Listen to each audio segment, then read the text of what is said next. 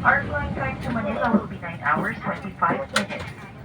Dear guests, on behalf of Zodiac Sky Team and our global partners, we are pleased to give a special welcome at sa buong bangka.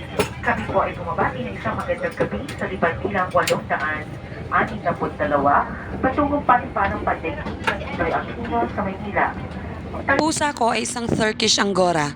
Pasunod-sunod lang siya sa akin dyan sa labasan until nag-decide ako na ampunin na nga siya. Napansin ko mula noon ay sunod-sunod na ang pagdating ng pera sa pagpa-part-time or sa tip ng mga patient.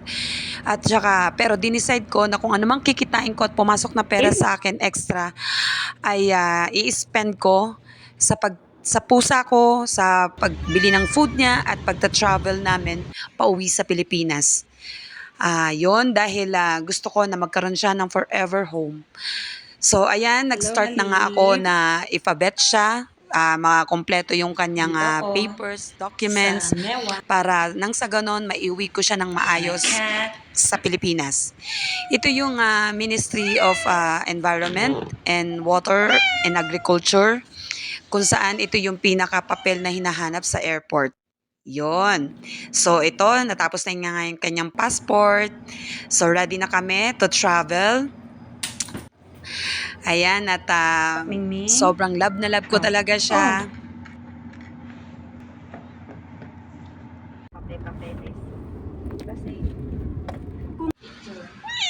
At ayan, nandito na nga kami sa airport. Nihatid ako ng katrabaho ko sa Fisho. So ayan, nag-check-in na nga kami. At business class pero libre naman ako ng gobyerno. At yung pusa ko lang ang personal kong binayaran. Okay lang kasi ang dami naman niyang naipasok na pera sa akin. Ewan ko, siguro nagkataon lang. Ito na, nasa loob na kami ng eroplano. Sobrang thankful ako. Dumating na kami ng Manila. At yan, sinundo ko siya sa airport ng Sibulan dahil magkahiwalay naman yung mula Manila. Hindi siya inalaw sa Cebu Pacific na makasama ko sa cabin. So, nag-travel siya via cargo. And yan. Agad naman namin nakuha siya doon sa airport ng Sibulan. Nagkain muna kami ng McDo dahil alam kong pagod na pagod siya. Finally, may forever home na si Halib. Pero parang mas mahal na mahal pa niya si Ella kaysa sa akin. Pero okay lang kasi si Ella naman ang mag-aalaga sa kanya. Kay Ella ko siya iiwanan pagka balik ko dito sa Saudi para mag-work ulit.